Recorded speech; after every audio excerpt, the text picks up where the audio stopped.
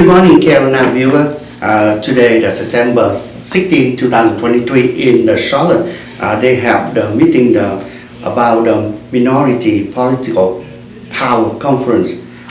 Today, we have the interview Mr. Abu about what he conference today, for what mean, and who come here for speaking. And then, can you share with the Carolina TV viewer today, sir? Yes, so we are here in Charlotte. Thank you for coming for the Minority Political Power Conference. Our goal is to connect communities together, Black, Asian, Hispanic communities, because I believe, and a lot of us believe, we share values. We have the similar goals and values, so we wanted to connect those communities together, get those communities connected to leaders, and figure out ways that we can work together. I see. And then I saw you invite Senator Paul Newton from Raleigh, right? Yes. And then can you share with the information with the Carolina TV viewer what he talked about you today? So he's our Senate Majority Leader, and he's a great leader in Raleigh. And we talked about how legislation is impacting minority communities, our voter ID laws, and how we can fight against indoctrination in the schools, against communism and socialism. And he also talked about the importance for us to get involved and for us as citizens to get out and vote. Thank you very much about the conference today. Thank you. Appreciate it. Yeah. The budget. Before we talk about the budget, as clearly a Black guy, right? You guys have put some legislation out there that to some is racist. The first thing we're going to talk about is voter ID. What was the intent behind voter ID? Was there some nefarious plot by, far-right extremists in the legislature to keep Black people and brown people from voting? Tell the folks what's really behind the voter ID law. Whether you're Democrat or Republican, you want to have confidence in the outcome of an election, regardless of who wins. I mean, we will hang together as a unified country so long as other people win fair and square. And so we want free elections, but we want fair elections. So the question becomes, should we have a photo ID? It seems like a very weak link in fair elections to not have to prove you are who you say you are. It's simple as that. Are you who you say you are? So that you're not committing a fraud on the electorate. And so we took it to the North Carolina people and said, should we have a photo ID? This was like 2018. And overwhelmingly North Carolinians said, yes, I want to have confidence in the outcome of the election regardless who wins. We ought to show a photo ID to vote. You have to have a photo ID to buy alcohol, to buy cigarettes, to get in a tanning bed, the list. In fact, there's an article of 24 reasons you need a photo ID, right? But not to vote. And so it just made no sense. So the first aspersion that was cast was, well, this is, designed to suppress the Black vote. Ridiculous. But you had a Supreme Court at that time that was very liberal. And, back in the day, and I can remember this day, if you were a judge, you put blinders on, right? Justice is blind. You remember the Lady Justice with the blindfold on and the scales? Politics shouldn't matter. You should be deciding on what is constitutional or not constitutional based on what's written in the Constitution. But they chose not to do that, and they said, yes, we agree, so they stopped voter ID. So, long story short, then we get down to last biennium, and the last objection was, well, you're hurting shut-in voters. People who are shut in and can't go get a photo ID, because we made it free in 100 different locations to get a free photo ID, and a bajillion different IDs could satisfy the requirements to give a photo for voting. And so I championed a provision in an election integrity bill that gave $5 million to the Board of Elections to take a van around to anyone who called in, and we would take their photo in their home and give them a photo ID free of charge so that they could vote absentee or in person, whatever they preferred. Well, a year or so later, like when we were negotiating this budget, the Board of Elections came back and said, you know that $5 million you gave us for the mobile photo voter ID? We don't need that money. We haven't spent a dime of it. It's all a ruse, you know, it's ginning up emotional opposition to something that just makes sense. And shame on the Democratic Party, for not wanting people who purported to not have an ID to get an ID. Right. You can't open a bank account without an ID. That's right. And so, anyway, that's where we went. We've got photo ID coming for the 2024 election, and we're excited about it. Everybody, I think, should be excited about that. Yeah. I'm taking a question. We will in a second. So, to that point, it's not racist, there's no racism involved. 114 was the number of IDs that you could use in order to get that. As I didn't know that there was 114 different types of identification that would be accepted. That's really limiting.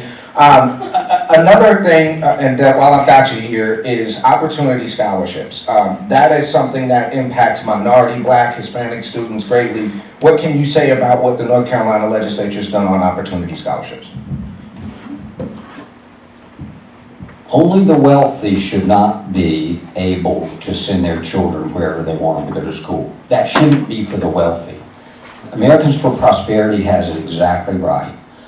We need the next generation of children to be successful academically. They have to have a vision for academic excellence because it's the #1 determinant of whether you will rise out of poverty into prosperity is having a good education.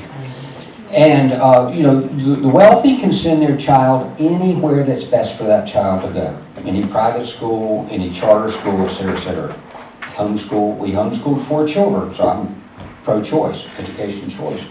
But a parent should be able to make that decision. So what we're doing in this next budget, assuming it passes, and I believe that it will, is we're raising the floor on eligibility for opportunity scholarships. So more and more people will be able to send their child to a school that's best for that child, that will allow that child to succeed.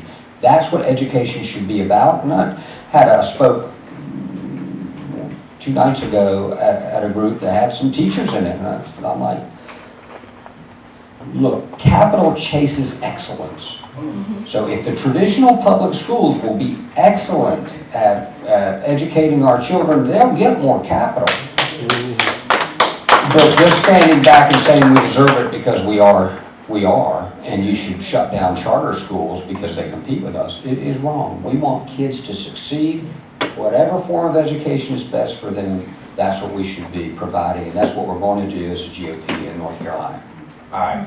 Any other legislation, things you want folks to know that's on the horizon other than the budget? Anything else on the horizon that you think it's important for folks to know about? One thing I'll ask you about real quick.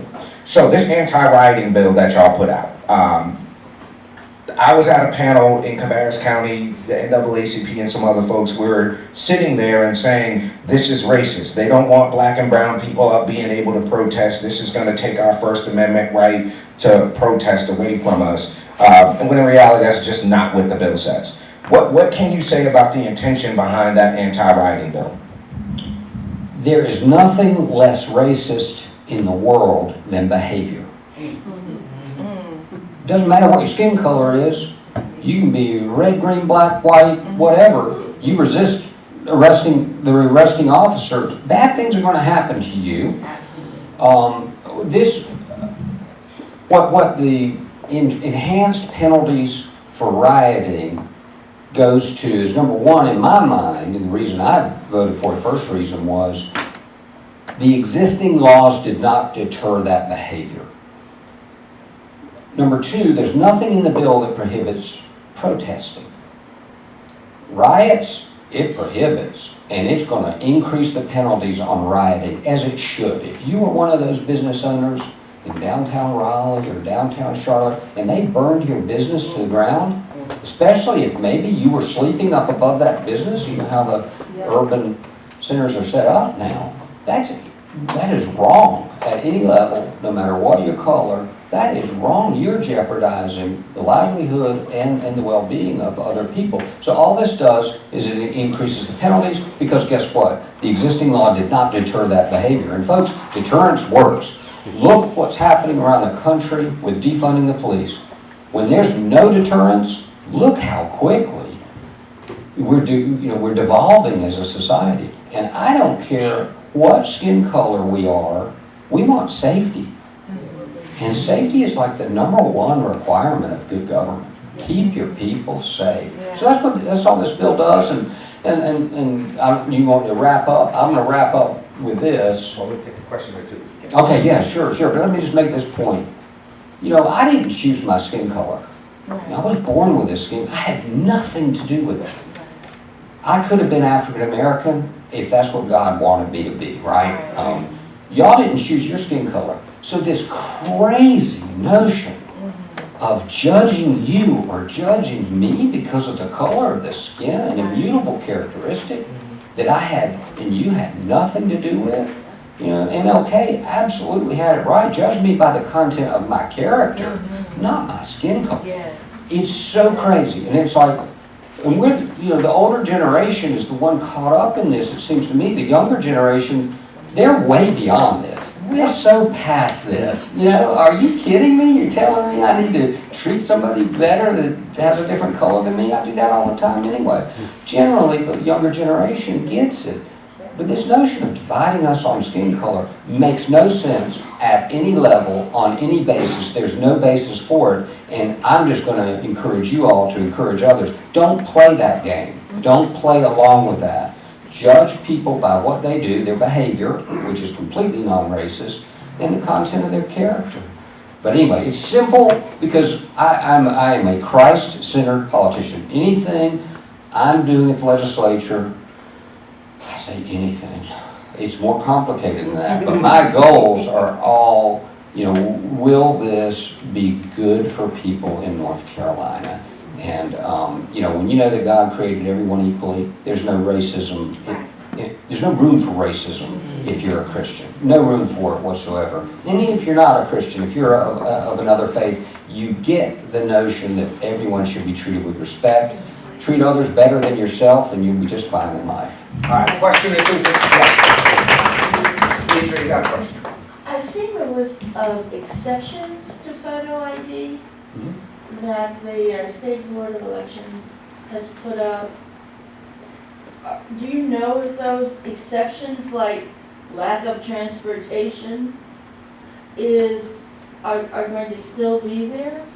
Or are they changing, or what's happening with that? Does the exception swallow the rule? We have a provision in the requirement for photo ID, which again makes the aspersions that have been cast about it being racist and whatnot, vote suppressive, completely wrong, is that we have a provision in there that says if you have a reasonable impediment to showing an ID, you can still vote. It'll be a provisional vote, you'll have to explain that a little bit, but look, folks, there's nothing suppressive about this, and we'll have to wait and see what the data looks like, and if people are taking advantage of that, we'll have to take a fresh look at that. But I think, 99.9999999% of voters have an ID. Yep. It's ridiculous. We're in a ridiculous do loop here. They'll show up, they'll show their driver's license, and it'll be over. Question, Victoria. Okay, the ballot harvesting, okay, I know it's like a generating question of what state will be doing it, are we gonna be doing it going forward here in North Carolina? What does that look like for us?